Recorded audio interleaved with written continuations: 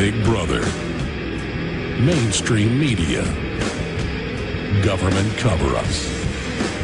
You want answers? Well, so does he. Live from Austin, Texas, broadcasting worldwide, it's Alex Jones.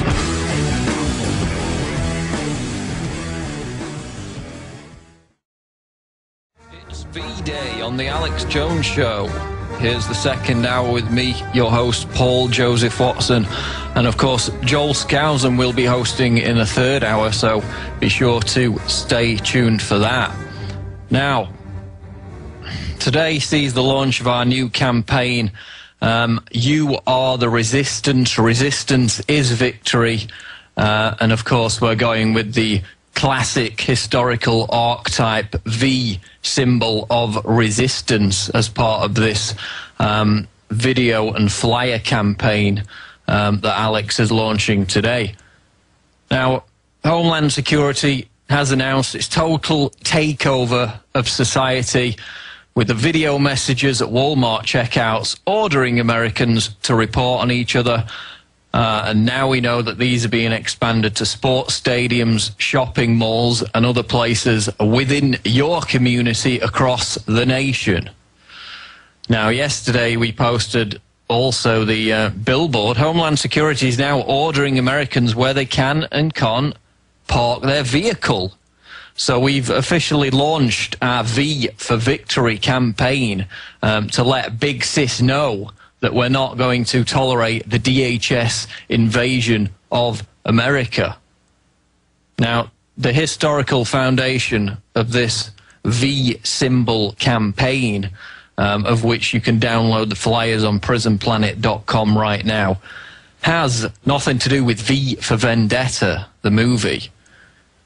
It's launched within the spirit of the French resistance, who expressed their solidarity and defiance when France was invaded and occupied by the Nazis during World War II. Now, Alex touched on this a little bit earlier. The confluence of events that created this campaign came as Alex was already preparing to launch the answer to 1984 is 1776 campaign, details of which are going up imminently on Infowars.com. And then I had the idea to incorporate the V resistance symbol within that campaign that Alex was already preparing to launch, because the historical archetype of the French resistance as a whole is a powerful undercurrent of the message of freedom that continues to vibrate through the generations. Now, my personal interest was really piqued when my parents recently moved into their new house in France, which was built in the 1860s. And we subsequently found out that it was inhabited by French resistance rebels who were active in the Isère region of France during the Second World War, which was a particularly rich region for resistance against the Nazis in the latter stages of the Second World War. But on top of that, when I visited my parents at Christmas, we went for a walk in the forest behind their house, and we stumbled upon this huge derelict chateau in the middle of the woods, which we later discovered was in fact another headquarters for the French resistance leadership in the area. And it was basically situated not much more than a stone's throw from where my parents live. And having lived there for many months now, they weren't even aware of it until we just stumbled across it. And it turns out that the reason behind this chateau being derelict is because the French resistance leaders who were headquartered inside it were burned alive when the Nazis torched the house in 1944. So to have, you know, such a visceral piece of history in the woods behind my parents' house obviously encouraged me to begin a deeper study of the French resistance, which is eventually what led to the idea for this V for Victory campaign. So we'll get into this more after the break. This is the Alex Jones Show. Wayne Madsen coming up at the bottom of the hour. Stay tuned at prisonplanet.tv. Welcome back to V-Day on the Alex Jones Show on this 21st of January 2011. We've officially launched the V for Victory resistance campaign today at prisonplanet.com and infowars.com.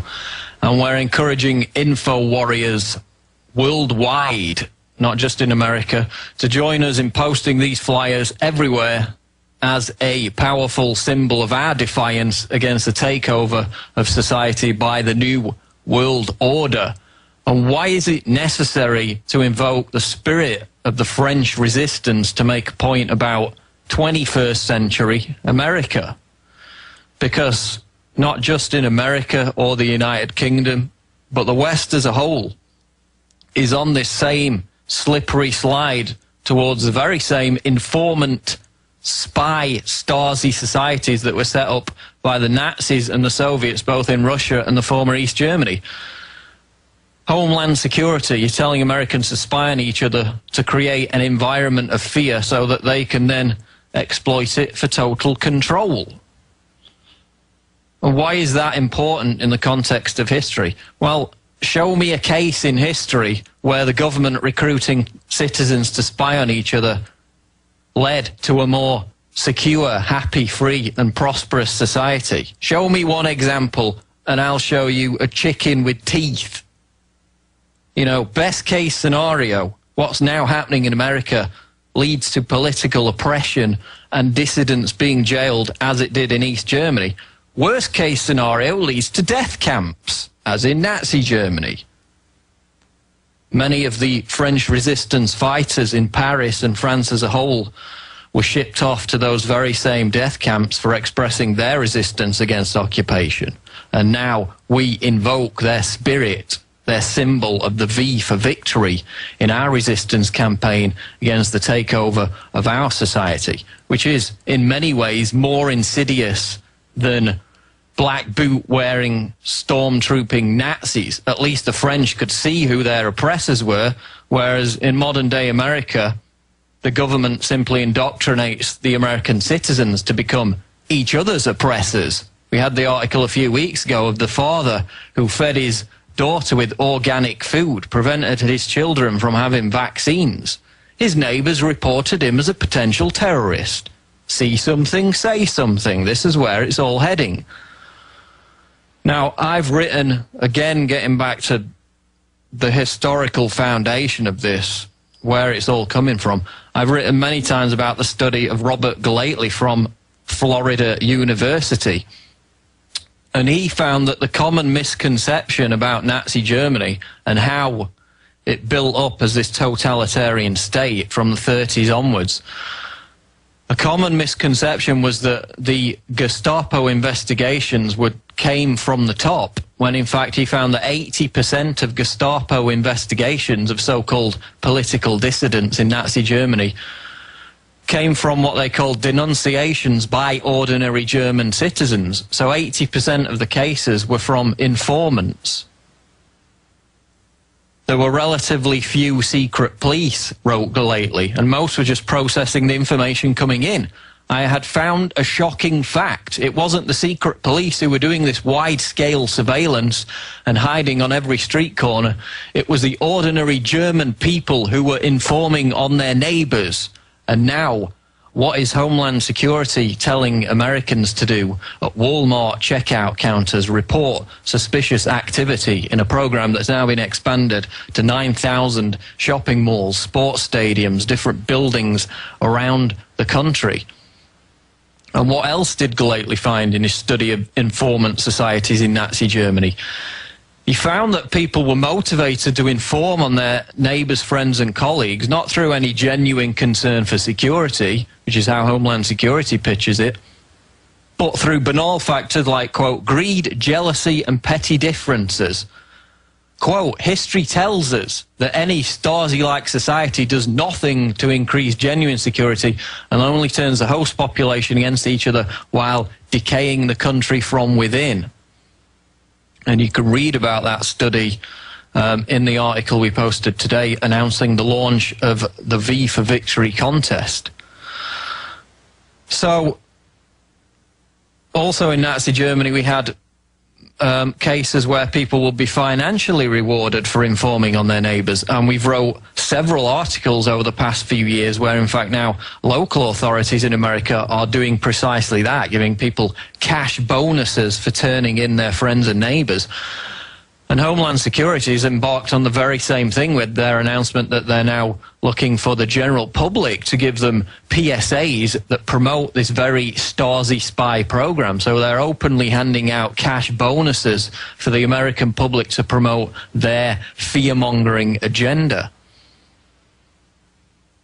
So the interesting thing to this whole campaign is, of course, what it's based on generating, which is a reaction. You know, will the neolib, statist, Obama, Borg, Hive blogs and their allies in the establishment media demonize this as they did the Obama Joker campaign, as racist? You know, they tried to say it was vandalism. They labeled it, the LA Times did, as an act of cultural terrorism. When, you know, getting it down to brass tacks, it was a mere poster campaign. And compare it to Shepard Fairey's pro-Obama poster campaign, which elicited no condemnation from the establishment whatsoever. It shows you how petrified the establishment is of a mere poster campaign, of merely the slaves standing up and saying that they are the resistance and they will not tolerate this endless fealty as the march of big government accelerates. But this is bigger than Obama.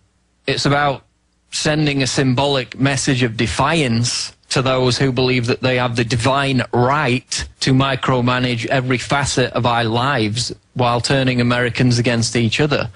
You know, now they're trying to ban the incandescent light bulb. I mean, for God's sake, if they can ban a light bulb, if they can ban you from purchasing a light bulb, they can basically order you to do anything. And it's not just about Homeland Security either. This march of authoritarianism is global in its reach, as you well know. So whether you're in the United Kingdom, America, Europe, or wherever, you can get involved in this campaign, and the message is universal, that you are the resistance, which is what's printed on the flyers. And it's about, you know, getting beyond the powerlessness, the inferiority complex, the pessimism. The occupied French, the French resistance, knew that they were living in tyranny, and the vast majority of them became frustrated at this same feeling of hopelessness and powerlessness that many of the listeners and the readers of our websites feel today. But as we quoted from Matthew Cobb's book about the French resistance, which I'm reading at the moment, quote, "The V campaign meant ordinary people could feel they were doing something, however symbolic, to protest against the occupation." And that's why the French in Paris and other occupied areas spent their time scrawling, spray painting, posting up this V symbol, which was later used in several movies, television series, right up until the past couple of years, as this universal historic symbol of resistance.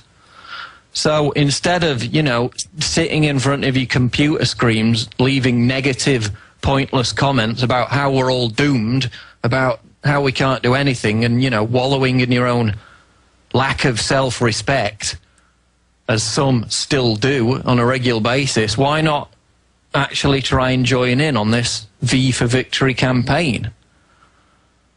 You know, why not stop just for a moment justifying your own apathy and laziness by telling yourself, you know, that peaceful action can't achieve change, and remember that there are countless examples throughout history where it has done exactly that. Not only with the French resistance, but, you know, what if Martin Luther King would just have, you know, been laying about moaning about how you can't change anything without guns and bombs? Would black people still be getting hosed by water cannons and sitting at the back of the bus?